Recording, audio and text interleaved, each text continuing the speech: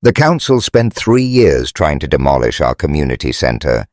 They had no idea the man they were dealing with had spent 20 years quietly building the one thing they couldn't demolish. My father came to Manchester from Sligo in 1971 with a trade and a principle. The trade was bricklaying, which he had learned from his own father, and which he would practice for 31 years in this city on housing estates and office buildings, and the expansion of the Piccadilly rail terminus, and 100 smaller jobs that nobody wrote about, because nobody writes about the men who lay the bricks that the buildings are made of. The principle was simpler and harder to practice: keep the paperwork. He said it regularly in the specific tone of a man who has learned something through its absence and will not make the same mistake twice. Keep the letters. Keep the receipts. Keep the contracts. Keep anything that says what was agreed and who agreed it. Because in this country, he always said this country with a quality that was not resentment but precision.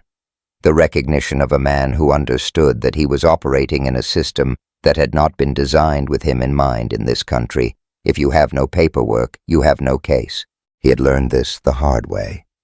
A dispute with a contractor in 1978 that he had lost not because he was wrong, but because he had nothing in writing, and the contractor had more, and the system processed the paperwork it was given. He never spoke about it in detail. He never needed to. The principle was sufficient. I am Kieran Doyle. I am 45 years old, and I have lived in Moss Side, Manchester for the entirety of my life, except for 3 years at university in Leeds, and I returned from Leeds the week I graduated, because Moss Side was home in a way that Leeds, for all its merits, was not and never would be.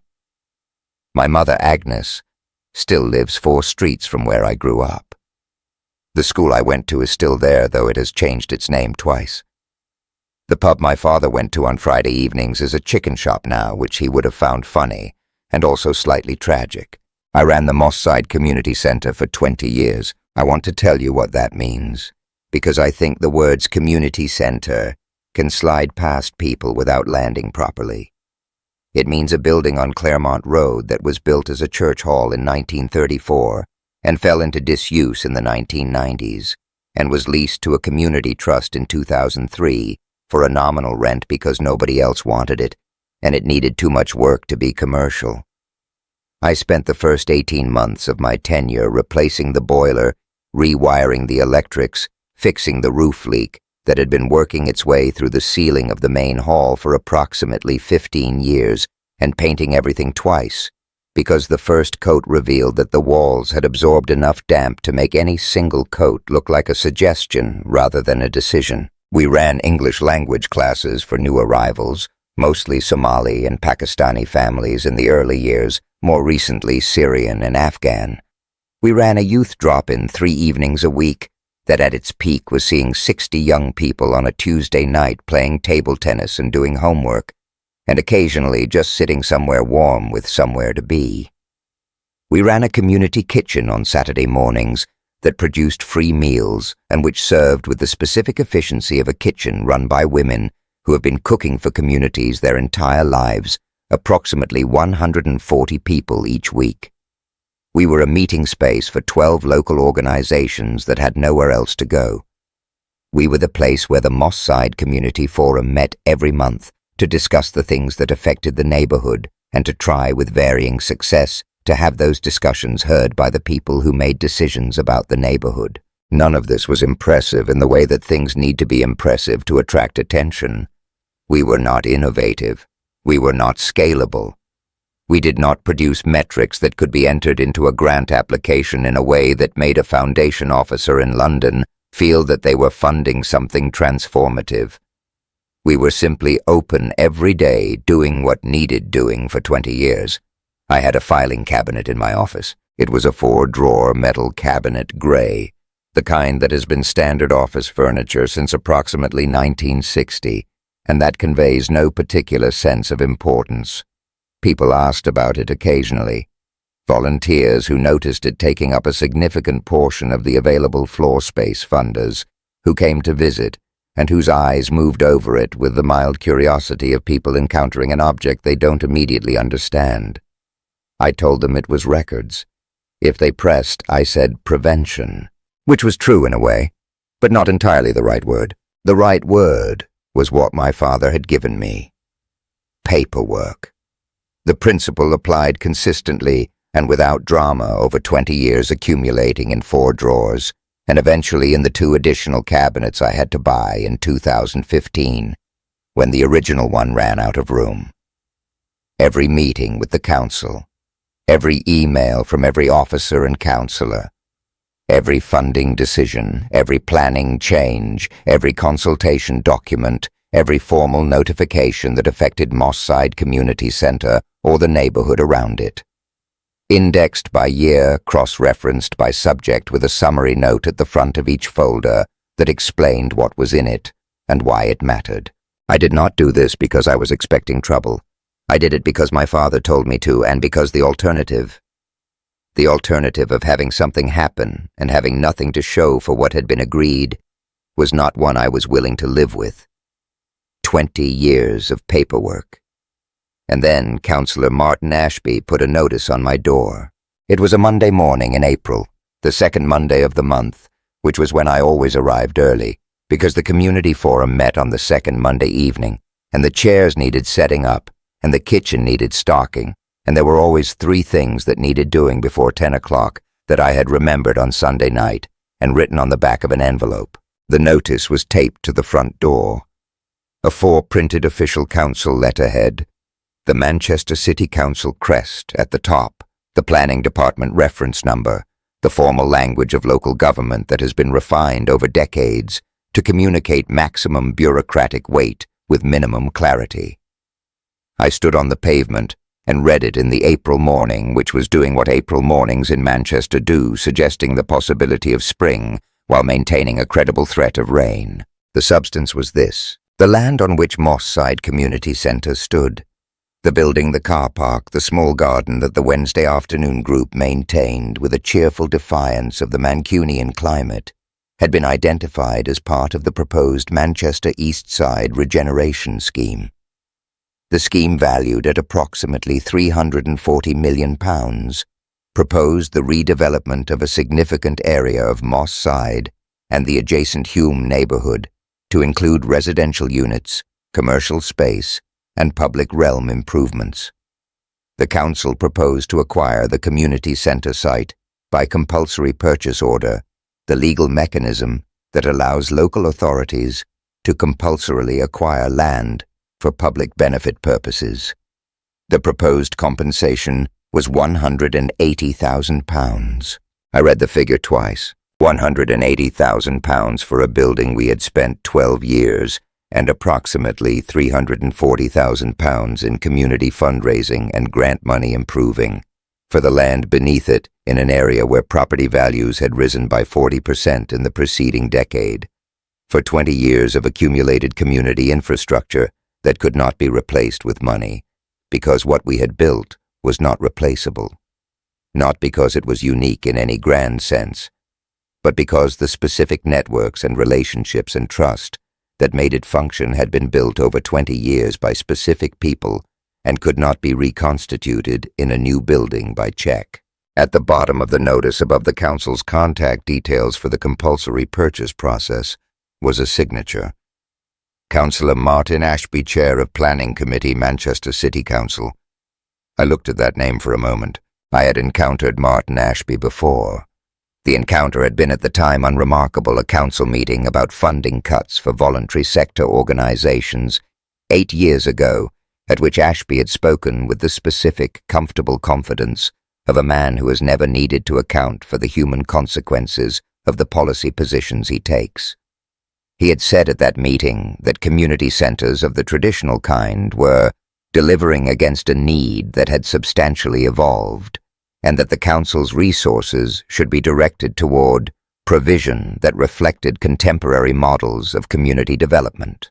I had written that down, not because I knew I would need it, because I write things down. I took the notice off the door. I went inside. I made tea. I sat at my desk, and I read the notice again, carefully looking for the specific language that would tell me what kind of process this was, and what the timeline was, and what the grounds for challenge were. I found the relevant sections. I noted the consultation process that was legally required a minimum of 3 years of formal community engagement before a compulsory purchase order could be finalized. 3 years. I looked at the filing cabinet. Then I picked up my phone and called Blessing Okafor. I had not called Blessing in 2 years, but she picked up on the second ring with the quality of someone for whom a call from an unexpected contact is interesting rather than inconvenient. I had met her at a conference on planning law and community rights 4 years earlier, had stayed in touch intermittently, and had understood from the beginning that she was the kind of lawyer you hoped you would never need, and were glad to know you could reach if you did. I told her about the notice. She asked the right questions, compulsory purchase timeline grounds, stated compensation figure. When I told her the figure, she made a sound that communicated without elaboration exactly what she thought of it. "Have you read the background documentation?" she said. "The planning framework?" "Not yet. I've had it for 40 minutes. Get it all, everything they've published, and send me whatever you have on the history of the scheme." A pause. "Kieran, what do you actually have on Ashby?" This was the question I'd been sitting with since I read his name on the notice. What I had on Martin Ashby was not in any simple sense evidence of wrongdoing. It was something more diffuse, and I had come to believe more significant. It was a pattern that I had assembled over 8 years of watching his decisions on the planning committee and cross-referencing them against the documentation I kept about the neighborhoods those decisions affected. I had first noticed him because of the funding cuts meeting in 2016, the one where he had said that community centers were delivering against an evolved need. The phrase had stayed with me, not because it was unusual politicians say things like that constantly, but because of what followed it. In the 12 months after that meeting, 3 community centers in Manchester had closed. In each case, the closure had been preceded by a similar sequence: reduced funding, building compliance issues, pressure from the relevant council department. In each case, the land had subsequently been redeveloped. In 2 of the 3 cases, the redevelopment had been carried out by companies that I had not been able to definitively connect to Ashby, but that appeared in the planning records to have received unusually smooth treatment through the committee he chaired. I had documented all of this, not in a way that proved anything, in a way that told a story if you read it carefully and if you had the other pieces of the story alongside it. "I have 8 years of his planning decisions," I told Blessing, cross-referenced against the community assets affected in each case, "and I have the funding cuts meeting the one where he said we were delivering against an evolved need." "That's a start," she said. "Send it." "I'll send you 20 years, I said. A brief pause. "How organized is it?" "Very," I said. "Right," she said. "I'll come up at the weekend." I put the phone down and opened the filing cabinet.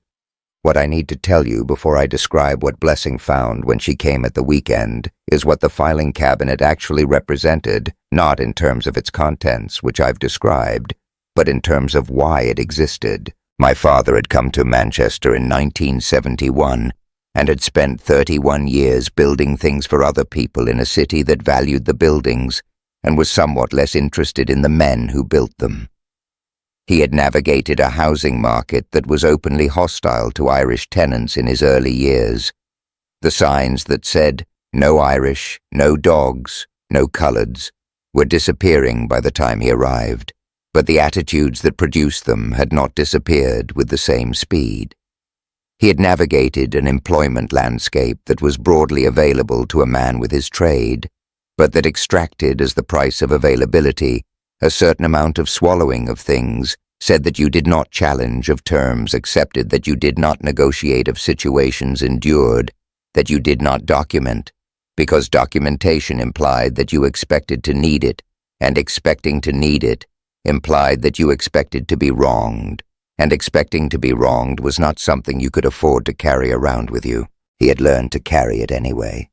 In this country, he said, if you have no paperwork, you have no case. He was not speaking bitterly. He was speaking practically in the way of a man who has absorbed a lesson from experience and is transmitting it to the next generation with the economy of someone who has no interest in the drama of the lesson, only in its practical application. I had absorbed it. For 20 years in a filing cabinet in my office in a community center in Moss Side, I had been building the case that I had not yet known I would need to make. Martin Ashby had been building something too in his way. I did not know yet the full shape of what he had built. I was about to find out. But I want to be clear about one thing, because I think it matters for understanding everything that followed. I did not open that filing cabinet thinking I had already won. I opened it thinking that if we were going to fight this, we were going to fight it on the ground of documentation rather than the ground of outrage, because outrage is what you have when you have nothing else, and I had something else. I had 20 years of paper, and 20 years of paper, it turned out, was exactly what this particular fight required. The statutory consultation process for a compulsory purchase order of this scale required under the relevant planning legislation a minimum of 3 years of community engagement. This was not a favor the council was doing the community. It was a legal requirement built into the planning framework, precisely because compulsory purchase, the forced acquisition of land, is a significant exercise of state power, and significant exercises of state power are supposed to be subject to meaningful scrutiny. I want to be precise about what meaningful scrutiny was supposed to look like. It was supposed to look like this: the council would hold a series of public meetings at which residents and stakeholders could express their views. Those views would be recorded. A consultation report would be produced that accurately summarized the views expressed. That report would be submitted to the Planning Inspectorate as part of the compulsory purchase application.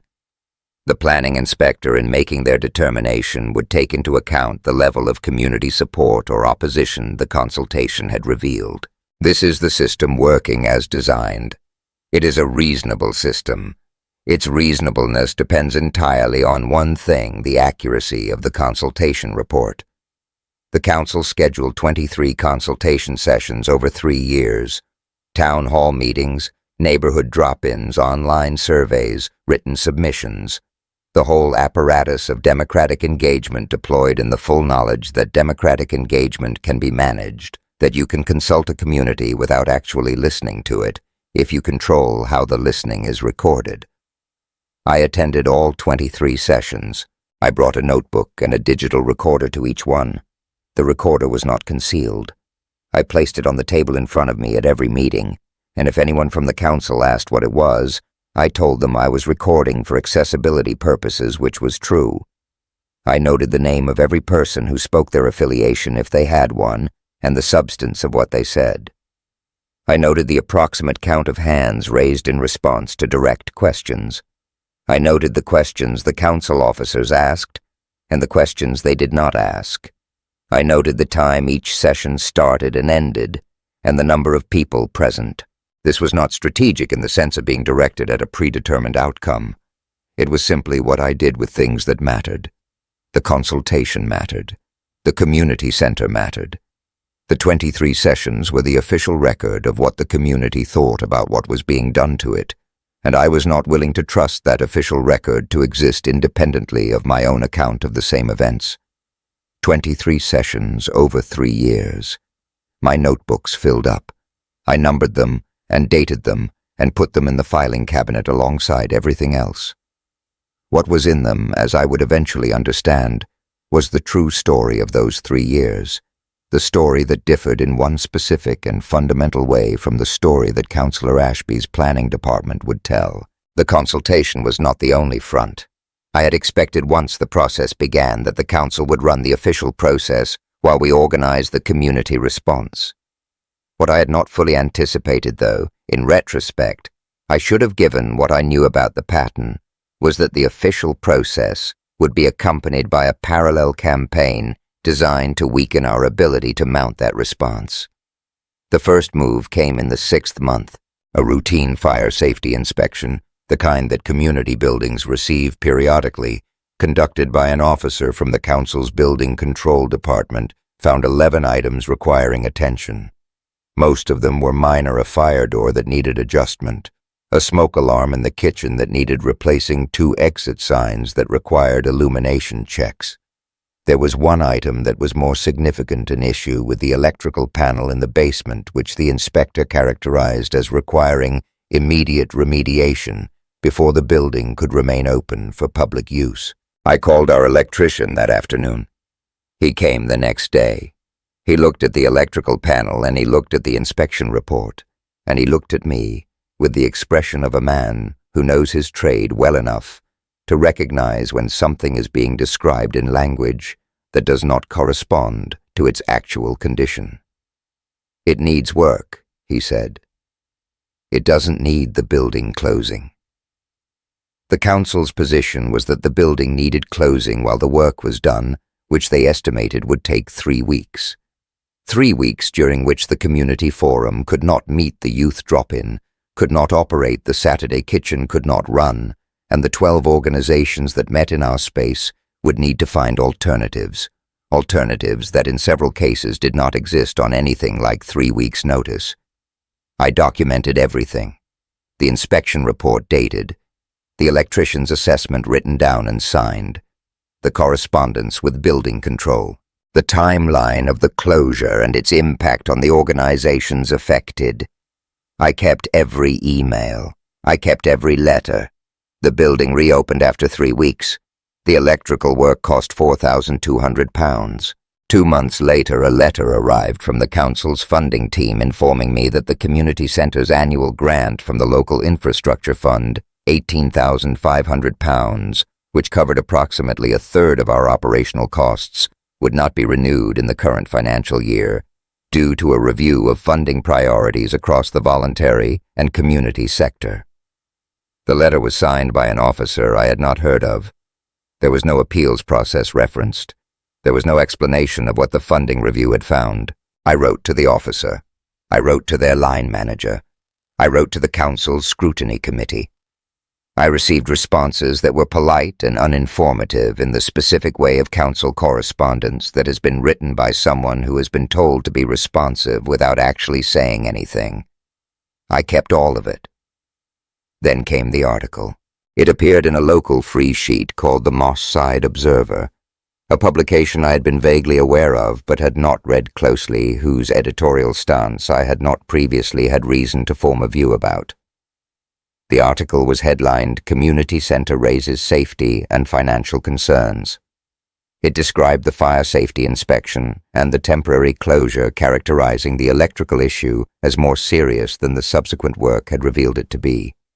It described the funding cut as evidence of questions about the center's governance and financial management.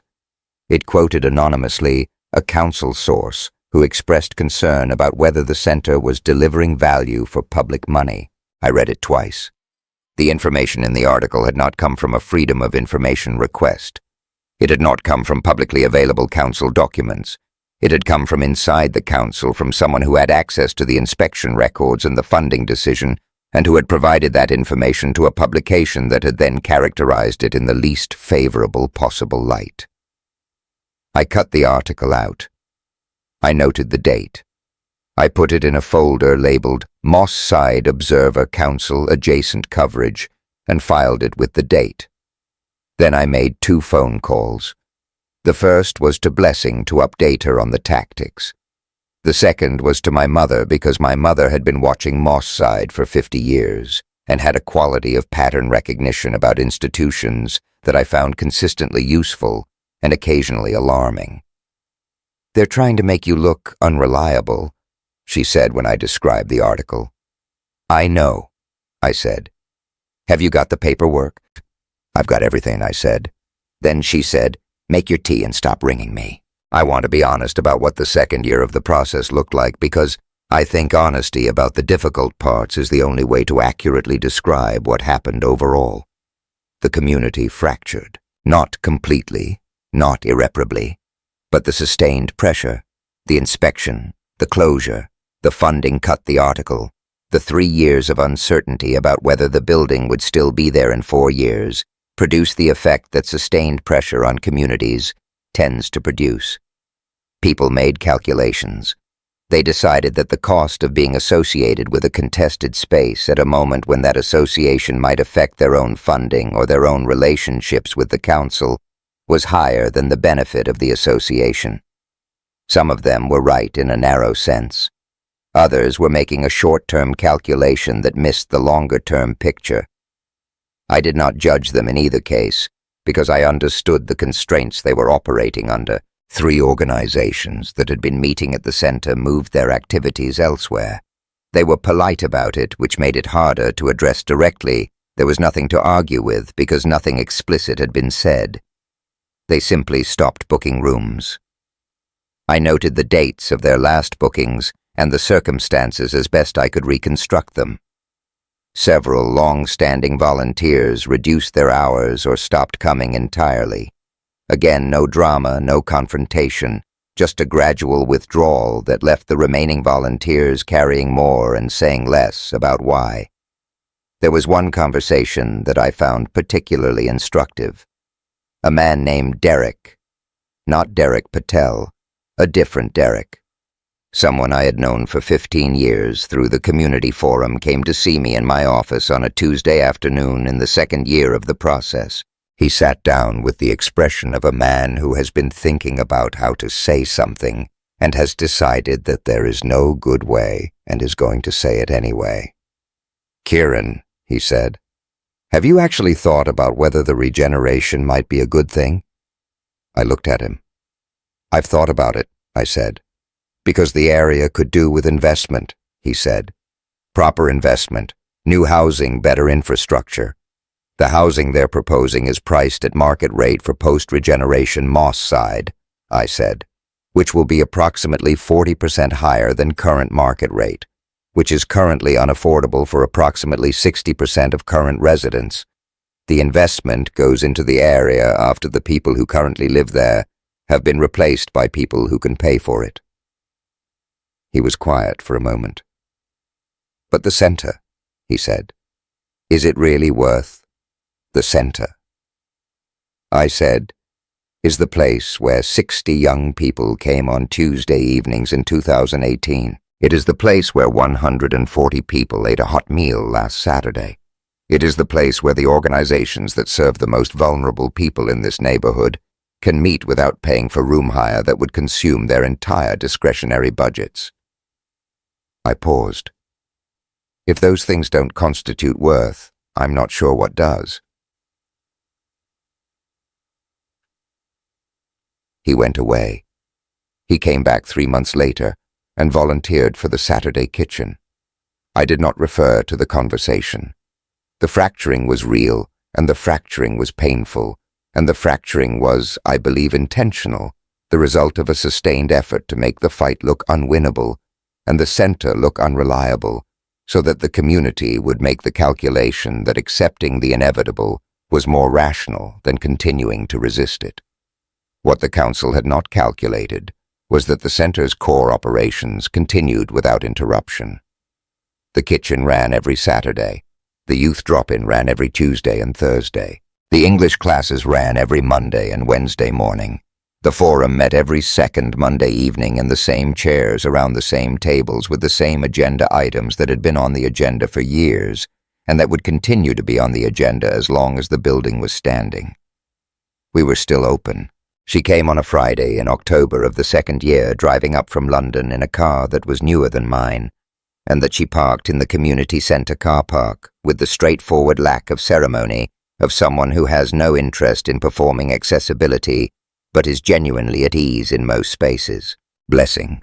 Okafor was 38 years old, the daughter of a Nigerian academic and a Mancunian school librarian raised in Didsbury, educated at Cambridge and the College of Law, and currently operating a small specialist practice in London that focused almost exclusively on planning law and the specific subset of it that concerned community land rights, compulsory purchase challenges, and judicial review of local authority planning decisions. She had won 4 judicial reviews in the preceding decade. She had lost 1. She was within the specific and not widely known world of community planning law, one of the people you called. She had met me at that conference 4 years ago and had immediately understood, I think, that I was someone who kept records which in her experience was both rarer and more valuable than most people understood. She sat in my office and she went through the filing cabinet, not skimming, reading, pulling folders, reading documents, making notes on her own pad, asking occasional questions. When was this? What happened after this meeting? Did you follow up on this? And receiving my answers with the focused attention of someone building a structure in their mind as they go. She was there for 4 hours. She drank 2 cups of tea. She did not comment on what she was reading, as she read it in the specific professional way of someone who knows that commentary during a document review can distort the reading of subsequent documents. When she finished, she closed the last folder and sat back in her chair. She looked at the filing cabinet. Then she looked at me. "Kieran," she said, "do you know what you have here?" "I have records of the consultation," I said, "and 20 years of council documentation." "You have records of the consultation," she said, "and your records of the consultation do not correspond to the council's consultation report." I had known this in the general sense of having noticed that the report's characterization of community sentiment did not seem to match my recollection of the sessions. I had not yet sat down with my notebooks and the council's report and compared them systematically. Blessing had just done that over 4 hours on a Friday afternoon in October. "Tell me what you found," I said. She opened her notes. "Your records show that across 23 consultation sessions, approximately 76% of recorded responses expressed opposition to the regeneration scheme as proposed," she said. "The Council's consultation report submitted to the Planning Inspectorate states that the consultation revealed significant community support for the regeneration proposals and records 23% opposition." She paused. "Those 2 things cannot both be true." The room was quiet for a moment.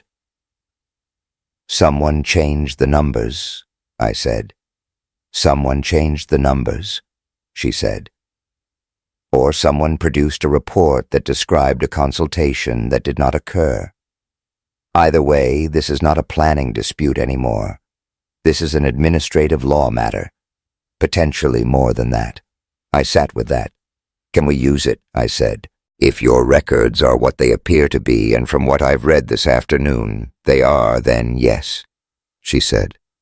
"We can use it. But I need you to understand what we're using it in. This is a judicial review application, which means we're asking the High Court to review the legality of the Council's decision-making process. We're not asking them to decide whether the regeneration is a good idea. We're asking them to decide whether the process that led to the compulsory purchase application was conducted lawfully." She looked at me. "The falsified consultation report is the strongest possible grounds for that application. But the application will only work if your records can withstand scrutiny. Every notebook, every recording, every date. They'll withstand scrutiny," I said. She looked at me steadily. "I believe you," she said. "I've spent 4 hours with your filing cabinet. I believe you. Let me tell you what the consultation report actually said, because the specific language matters." The report was a 47-page document produced by the Council's Planning Department titled Manchester East Side Regeneration Scheme Community Consultation Summary and Analysis. It bore the Council's crest and a publication date in the spring of the 3rd year of the process. It had been submitted to the Planning Inspectorate as the official record of community engagement. Page 12 contained the headline finding, "The consultation process revealed substantial community support for the regeneration proposals, with the majority of participants expressing enthusiasm for the regeneration's potential to address long-standing infrastructure deficits in the East Side area." Page 18 contained the quantitative summary, analysis of recorded responses across all consultation formats, identified 77% of respondents expressing support or qualified support for the scheme, with 23% expressing opposition or significant reservations. 77% support, 23% opposition. My notebooks recorded the following. Across 23 sessions, I had recorded the expressed positions of approximately 840 individual responses, verbal contributions at meetings, show of hands counts, written submissions that I had photographed when they were posted on the council's boards during sessions. Of those 840 responses, I had coded approximately 638 as expressing opposition or significant reservations.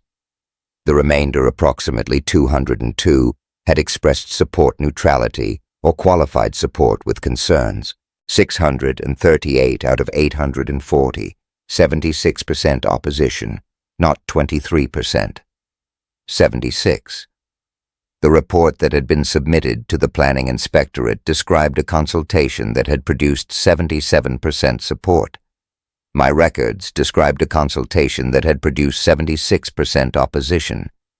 These were not differences of interpretation. These were not methodological variations in how you counted responses. These were numbers that pointed in opposite directions, that described two entirely different pictures of what the community had said. Blessing had spent 3 days after her visit to Manchester going through my notebooks, systematically cross-referencing them against the council's report, identifying the specific sessions and specific response patterns where the divergence was most clearly documented. She produced a 14-page legal analysis that I read twice slowly because it was the most significant document I had read in the 3 years since the notice appeared on my door. The analysis identified 18 specific consultation sessions at which my recorded response counts and the council's recorded response counts differed by more than 15 percentage points. In all 18 cases, my records showed higher opposition than the council's records. The pattern was not random. The divergence was greatest in the sessions held in the most directly affected parts of the community. The sessions where people who stood to lose their homes or their services had been most directly present. Someone had attended those sessions and recorded the responses, and someone had then produced a report that did not reflect what had been recorded. "I need to ask you something," Blessing said when we spoke on the phone after she had sent me the analysis, "and I need you to be completely honest with me." "Ask?" I said. "Is there any possibility, any at all, that your notebooks are wrong, that you miscounted or mischaracterized responses, or that your system of recording introduced a systematic bias?" I thought about this seriously because it deserved a serious answer. "My counts are based on physical records," I said. At sessions with a show of hands, I counted and noted the count immediately. At sessions where people spoke, I noted each speaker's expressed position as they spoke, not retrospectively. My recordings are available for the sessions where I used the digital recorder, which was 14 of the 23. I paused. I am not infallible. There will be individual errors, but a systematic error that inverted the result from 76% opposition to 23% opposition is not consistent with any kind of recording error I can conceive of. That is not a mistake. That is a different document describing a different consultation. She was quiet for a moment. "Right," she said. "Then we're going to judicial review." I put the phone down.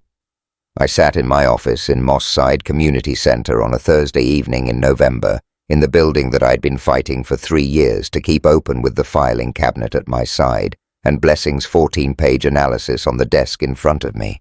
And I thought about my father in 1978 standing in a dispute with a contractor and having nothing in writing. I had something in writing. I had 20 years of something in writing. I had 23 notebooks and 14 digital recordings and 247 individual folders in a 4-drawer metal filing cabinet that had been accumulating since 2004. Not because I was expecting this specific fight, but because my father had given me a principle, and I had spent 20 years applying it. The principle had worked, or it was about to. Not for a day this time, for a week. She brought a colleague, a junior solicitor named Tom, who had the quality of focused, efficient energy that good junior solicitors develop when they are working on something that matters, and the two of them set up in the main hall of the community center with laptops and the contents of the filing cabinet, and a methodology that Blessing explained to me on the first morning with the clarity of someone who had already thought through every step. "We're going to build the judicial review bundle," she said. "That means organizing everything we have into a form that can be presented to the High Court. Every document needs to be indexed, dated, and its relevance to the grounds of the application explained. It's a lot of work. It's also the most important thing we can do right now." The bundle, when it was complete, ran to 312 pages of primary documentation with a 48-page legal argument attached. I am not going to describe all of it. What I want to describe is the part that I had not fully understood the significance of until Blessing asked me on the second day of that January week to show her everything. Not the consultation records, not the Ashby pattern material, everything. I had not opened all 4 drawers of the filing cabinet in sequence in order for anyone before. I had pulled individual folders when they were relevant. I had shown Blessing the sections she had asked about. I had not offered the full scope of what was in there because it had not occurred to me that the full scope was what she needed. She asked. I showed her. What she found, reading through the material in chronological order from 2004 to the present, was a record that was, she used a word I was not expecting, architectural. Not in the physical sense, in the sense that it had structure. It had been built folder by folder and year by year in a way that created a complete picture of the relationship between the community center and the council over 2 decades. Every interaction, every decision, every change in policy, every funding shift, every planning document that affected the neighborhood, all of it there, all of it dated, all of it connected by the cross-references I had added as a matter of habit whenever a new document related to something that had come before. "How long did this take you?" she said. 20 years, I said. "No, I mean, did you build this deliberately? The cross-referencing, the summary notes, the—" "It's just how I keep records," I said. "My father told me to keep the paperwork. I kept the paperwork. I kept it in a way I could find things in." She sat with that for a moment. "Kieran," she said, "most people, even people who are trying to keep records, produce something that is roughly chronological and hard to search. What you have here is effectively a database, in paper form." She looked at me. "Do you have any idea how unusual that is?" "I was a teacher," I said. "I organized things." She almost smiled. Then she turned back to the filing cabinet. What the full 20 years of records revealed when read as a continuous document, rather than as individual pieces, was the pattern I had described to her on the phone in April, but more completely and more specifically than I had been able to articulate it. The pattern of Ashby's decisions on the planning committee, the timing of those decisions relative to funding changes in the affected areas. The relationship between planning approvals and the subsequent development activity, the companies involved, the sequence of events in each case. It was not a case file. I had not built it as a case file. It had become one by the operation of 20 years of consistent attention to the same subject, which is the way that some of the most useful evidence in the world comes into existence, not by deliberate construction, but by the sustained application of a habit. "Right," Blessing said at the end of the second day. "We're adding the pattern evidence to the bundle. It goes to context. It goes to the question of whether this is an isolated procedural failure or whether it's part of a systematic approach." She looked at the filing cabinet. "Your father," she said, "was a wise man." In the 20 years of records when read in the sequence, Blessing had identified there were 4 cases prior to the Moss Side Community Center. 4 community spaces in 4 different Manchester neighborhoods that had gone through processes similar to what the Moss Side Center was experiencing. In each case, the sequence was recognizable, a regeneration proposal, a statutory consultation, a consultation report that described a community more supportive than the community, was a compulsory purchase application, an acquisition, a redevelopment. 3 of the 4 had been completed by the time I was reading the records. The 4th was ongoing in a different part of the city, which Blessing identified by cross-referencing our material against publicly available planning records. In each completed case, the land had been acquired. The original community use had been terminated. The development that followed had been residential or commercial at price points significantly above the existing neighborhood median. In 3 of the 4 cases, the development company involved had some form of relationship through shared directors, through consultancy arrangements, through what planning law calls a material interest, with advisors who had appeared in council planning committee processes during the relevant period. The relationships were not simple. They were the kind of relationships that exist in the space between what is documented and what is undocumented, where people who have known each other for 20 years in a city's professional circles do things for each other without necessarily writing down why.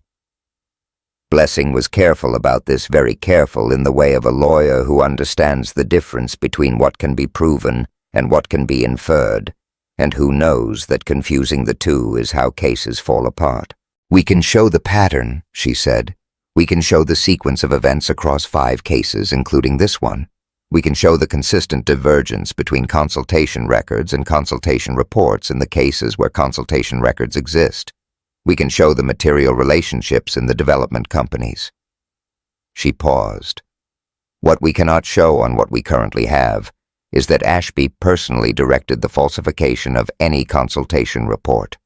What we can show is that it happened multiple times, and that the outcome in each case was financially beneficial to interests with connections to the planning process." "Is that enough?" I said.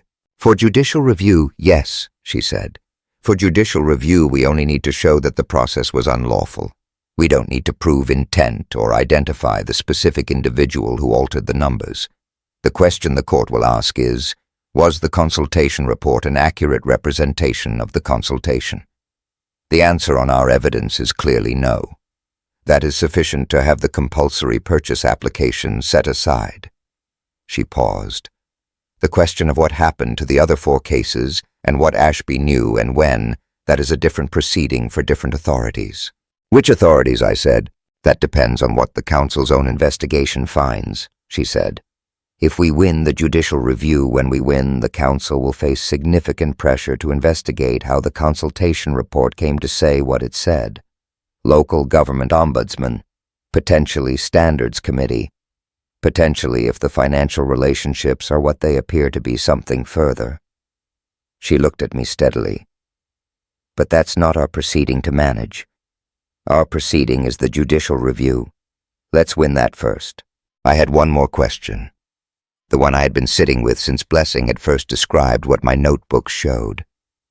"The other 4 cases," I said, "the communities that lost their spaces, is there anything that can be done for them?"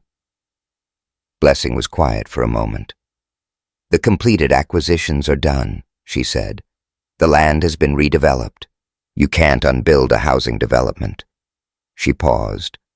"But if the pattern we've identified is documented and disclosed, and if the council is required to review the processes that led to those acquisitions, then the communities involved at least get an accurate account of what happened. And the ongoing case, the 4th one, might benefit from what we establish here." It was not enough. I knew it was not enough.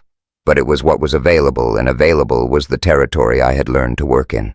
Priya Sharma had been the Manchester Evening News's council correspondent for 8 years. She was 34 years old, the daughter of a Mancunian GP of Gujarati origin, and she had the specific quality that good local journalists develop when they have been covering the same institution for long enough to understand its rhythms, a finely calibrated sense of when something that looked like routine was not routine. She had tried to investigate Martin Ashby twice before. The first time 3 years before my notice appeared on the door, she had been following a planning decision that had seemed irregular, a commercial development that had received approval despite significant heritage concerns by a vote of the planning committee that had gone differently than the committee's previous position on comparable applications seemed to warrant. She had found some of the financial connections I had found, but not enough of them, and not with sufficient documentary support to take the story to her editor. The second time a year later, she had been looking at the funding changes to the voluntary sector. The same funding cuts meeting I had attended, in fact, and had found what appeared to be a pattern of cuts to organizations in areas subsequently targeted for regeneration. Again, not enough to print. She had not stopped watching. She had in a folder on her laptop labeled with a council reference number that she would not directly associate with Ashby's name, been accumulating her own file for 3 years. When Blessing and I called her, she was at her desk at the newspaper's offices in Ancoats, and she came to meet us at the community center on a Thursday evening within 24 hours of the call. She sat at the table in the main hall where Blessing had set up the bundle materials, and she read the sections we showed her, not the full bundle which contained legally privileged material, but the consultation records and the council's consultation report and Blessing's analysis of the divergence. She read without speaking, with the specific attention of a journalist who knows they are looking at something significant and is making sure they understand it before they say so. When she finished, she sat back and looked at the wall for a moment. The 23% versus 76%, she said. Those are your records versus the council's records. Across 23 sessions over 3 years, I said, with recordings available for 14 of them. She looked at me. If I could listen to some of the recordings and compare them to the report. You can, I said. I'd ask you not to identify the speakers publicly without their consent. Understood. She was quiet for a moment. Can I ask you something? Go ahead. Why now? She said. You've had this material for 3 years. Why didn't you come to me earlier? It was a fair question. Because I needed to understand what I had before I did anything with it, I said. Because going to the press before I understood the full picture would have produced a story that the council could characterize as a disgruntled community activist making claims he couldn't prove. I needed the legal analysis first. I needed to know that what I was looking at was what it appeared to be, and not a misinterpretation on my part. She nodded. That's the right answer, she said.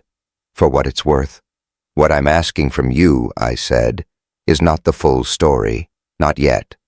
What I'm asking is the version of the story that creates a public record of the discrepancy that puts the question on the record before the judicial review application is heard. Not accusation, just question. She understood exactly what I was asking. She was a journalist who had been covering local government for 8 years, and who understood the difference between the question that creates accountability and the accusation that creates a libel action. I can do that, she said. I can write a story that asks why the council's consultation report says what it says, given that a detailed independent record of the same consultations tells a different story. I can ask the council for a response. I can publish whatever response they give. And if Ashby responds publicly, I said, then his response becomes part of the record, she said, which is presumably useful to you. Very, said Blessing from across the table without looking up from her notes. The article ran on a Thursday. It was, as Priya had described, a question rather than an accusation. It noted the discrepancy between the community center director's detailed consultation records and the council's consultation report, asked whether the council could explain the divergence, and included a response from the council's communications department that described the consultation report as comprehensive, accurate, and produced in accordance with all relevant statutory requirements. It also included a response from Councillor Ashby himself, quoted by name, which described me as an individual who has unfortunately allowed their personal opposition to this important regeneration scheme to lead them to mischaracterize both the consultation process and its outcomes. He named himself, in print, denying a specific documented discrepancy. Blessing read the article on her phone on the Friday morning and sent me a message that contained only perfect. The application for judicial review was filed on a Tuesday in March, 6 weeks after the article appeared. It named Manchester City Council as defendant and set out in the formal language of administrative law the grounds on which we argued that the Planning Committee's decision to approve the compulsory purchase application was unlawful, specifically that the consultation report on which the decision was based did not accurately represent the consultation process it purported to summarize, and that a decision based on a materially inaccurate record of the consultation process was therefore procedurally invalid. The grounds were supported by the full bundle: my consultation notebooks, the digital recordings, Blessing's analysis of the divergence, the Council's consultation report, the Council's formal response to the newspaper article in which Ashby had personally confirmed the accuracy of the report, and the pattern documentation covering the 4 previous cases. The Council's legal team responded with the defense that the consultation report had been produced through a robust and documented process, and that any divergence from individual unofficial records was explainable by differences in methodology and recording. They did not deny that divergence existed. They argued that it was not material. Blessing had been expecting this. The methodology argument is their best argument, she told me after she had read the defense. They're going to say that their professional method of recording and analyzing consultation responses is more reliable than one person's handwritten notebooks and a digital recorder. And there's some theoretical merit to that argument. But, I said, their methodology, whatever it was, should have been documented. A consultation process of this statutory significance producing quantitative findings that are then submitted to a planning inspector as the official record of community views, that process should have a documented methodology. If they had one, they need to disclose it. If they didn't have one, then they're claiming that an undocumented process produced more reliable results than a documented one. She paused. And we have the recordings, she said. 14 sessions on digital recording. 14 sessions where anyone with ears can count the hands and hear the voices and establish what the room said. The methodology argument does not survive the recordings. She was right. The preliminary hearing 3 months after the application was filed focused largely on the question of the recordings. The Council's legal team made the methodology argument. Blessing made the recordings argument. The judge, a High Court judge who had been allocated to the case, and who had, from her questions during the preliminary hearing, the quality of a person who follows evidence wherever it goes without particular concern for where it leads, asked the Council's legal team whether they disputed the accuracy of the recordings as a record of what was said in the sessions. They did not dispute the accuracy of the recordings. She gave them 4 weeks to file a supplementary response on the divergence between the recordings and the consultation report. 4 weeks later, the Council filed a notice of intention to withdraw the compulsory purchase application pending an internal review of the consultation process. Not an admission, not a judgment, a withdrawal. I was in the community center when Blessing called to tell me. It was a Tuesday morning in September, and the youth drop-in was being set up for the evening, and someone was testing the sound system in the main hall with a volume that suggested they had not yet appreciated that volume settings exist on a spectrum. I stood in my office with the phone against my ear and Blessing's voice telling me that the application had been withdrawn, and I looked at the filing cabinet, and I thought about a notice taped to a front door on a Monday morning in April 3.5 years earlier. What happens now? I said. The Council opens an internal review, she said, into the consultation process, which will be conducted under significant scrutiny, given that there is now a High Court preliminary hearing on the record that makes very specific observations about the reliability of their consultation report. She paused. And I've referred the patent documentation the 4 previous cases to the local government ombudsman. And the center, I said.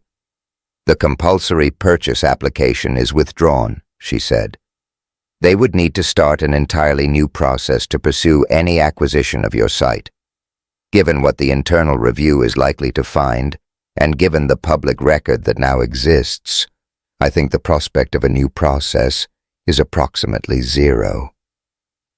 I thanked her. I put the phone down. I went to find Matteo. Not Matteo. There was no Matteo here. I went to find Delia, who had been running the Saturday kitchen for 11 years, and who was in the center's small kitchen, making a test batch of something that smelled like the beginning of a decision about next week's menu, and I told her. She looked at me for a moment. Then she said, "Right, wash your hands and help me with this," which was, I thought, exactly the right response. The council's internal review took 5 months. I want to tell you what those 5 months looked like from the inside, not the legal proceedings which Blessing managed with the focused efficiency she brought to everything but the daily reality of running a community center, while an investigation into the council process that had nearly closed it was ongoing. Because the investigation was not the main thing happening. The main thing happening was the kitchen and the youth drop-in and the English classes and the community forum that met on the second Monday of every month and had items on the agenda that were not about the compulsory purchase application. The community had not fully unfractured. That is the honest description. The organizations that had moved their activities elsewhere had not all returned. Some of the volunteers who had reduced their hours had not increased them again. The center was operating at perhaps 80% of its pre-notice capacity, which was better than where we had been at the lowest point of the process, but was not what we had been before. I did not try to force the restoration. What I had learned over 20 years of running the center was that communities reconstitute themselves in their own time and on their own terms, and that attempting to manage that reconstitution, to create the impression of unity before the unity was real, produced something that looked like community and lacked its essential property, which is the voluntary quality of people choosing to be there. You cannot recruit a community. You can only continue doing the work and allow the work to speak for what it is. We continued doing the work. The review was conducted by an independent auditor appointed by the Council's Overview and Scrutiny Committee, not Ashby's committee, the oversight body that reviewed the work of all council departments. This had been a condition that Blessing had pressed for, and that the scrutiny committee had under what I understood to be considerable pressure from the judicial review process, and Priya's continued coverage accepted. The independent auditor had access to everything the council's internal correspondence about the consultation process, the working documents that had produced the final report, the emails between the planning department and the communications team, the drafts of the consultation document at various stages of production.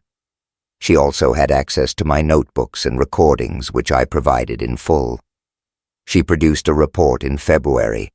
I read it on a Thursday afternoon alone in my office, with the filing cabinet at my side and a cup of tea that went cold because I forgot to drink it. The report's central finding was measured in the specific language of administrative review language that is designed to be precise rather than dramatic, that does not say more than the evidence supports and does not reach for effect. But its substance was unambiguous. The consultation report the auditor found did not accurately represent the responses recorded during the consultation process. The quantitative findings, the 77% support figure, were not reproducible from the underlying data. The methodology by which the data had been processed was not documented and had not been consistently applied. The drafting of the final report had been subject to revisions between its initial version and its submitted version that were not explained in any internal correspondence.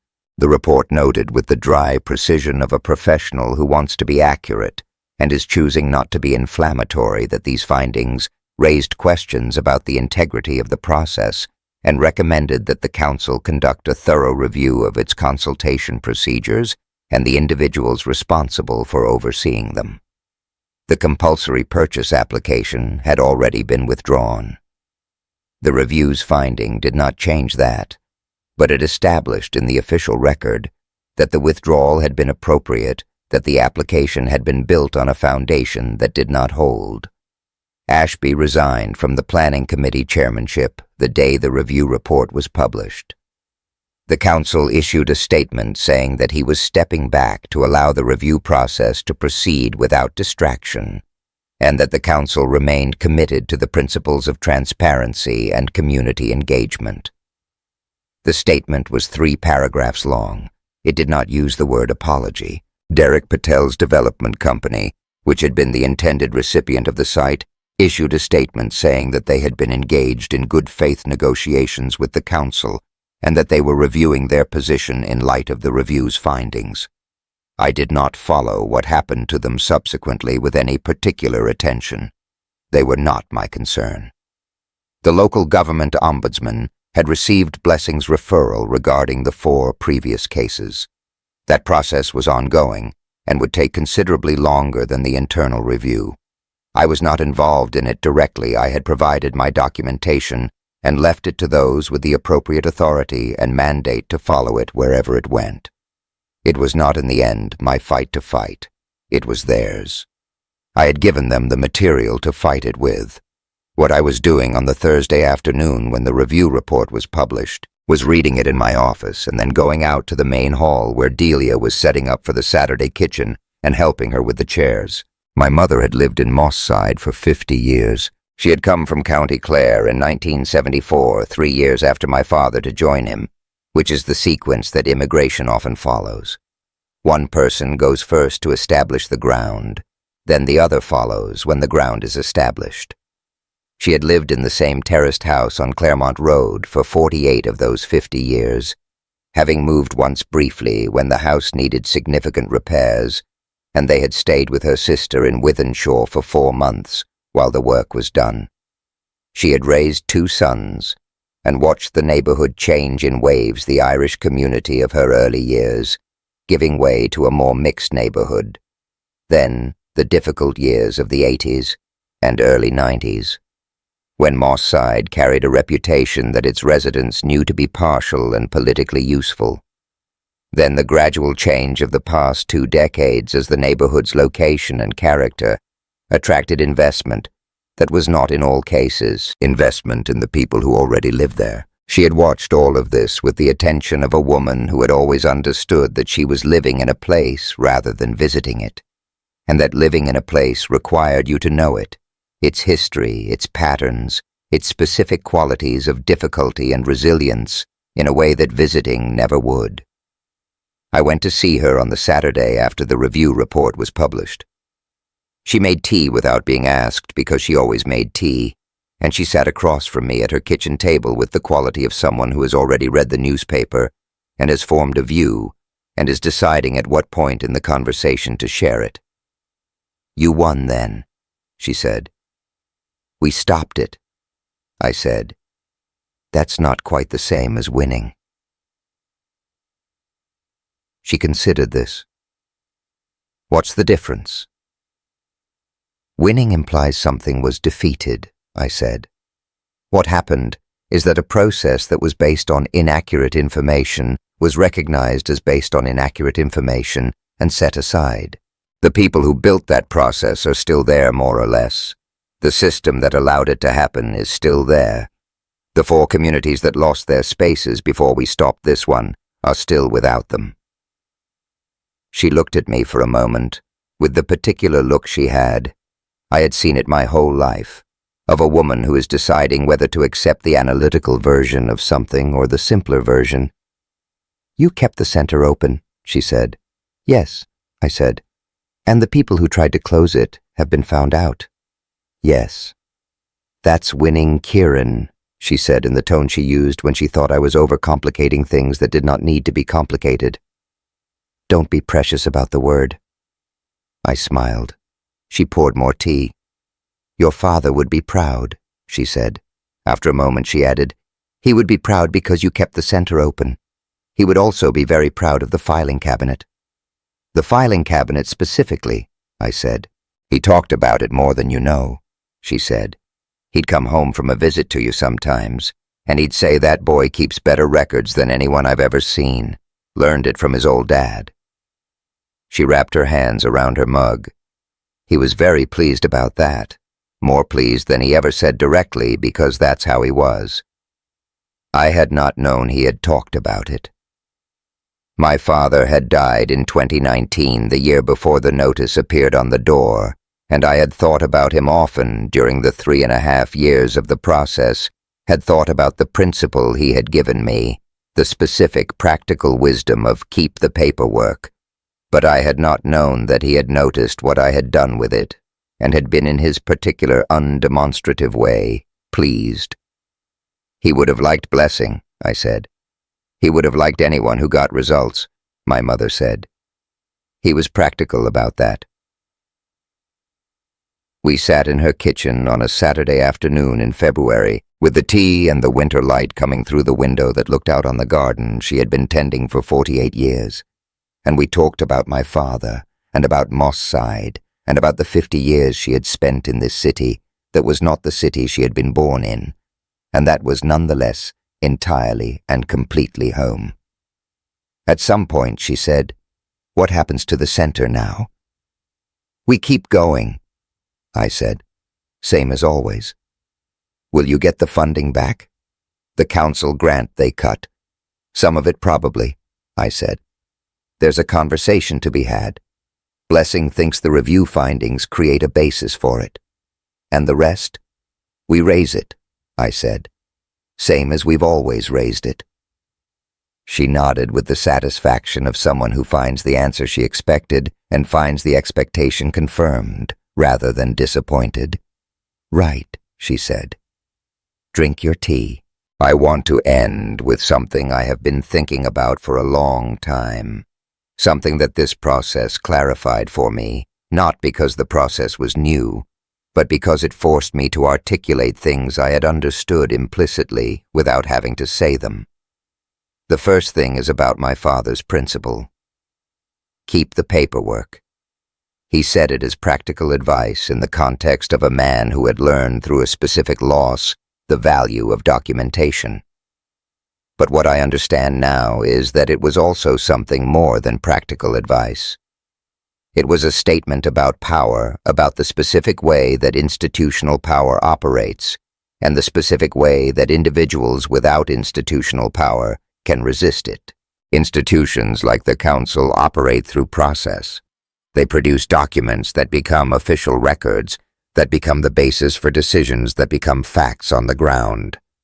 The document says, the consultation showed 77% support, and because the document is the official record, the 77% becomes what happened regardless of what actually happened.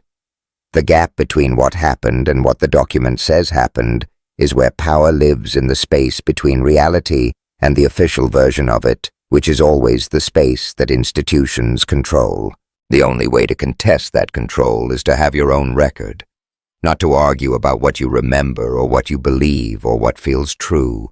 To have the other document, the one that describes the same events and arrives at different numbers and can be compared side by side with the official version so that a court or an auditor or a journalist can see the gap and ask the question that the gap requires.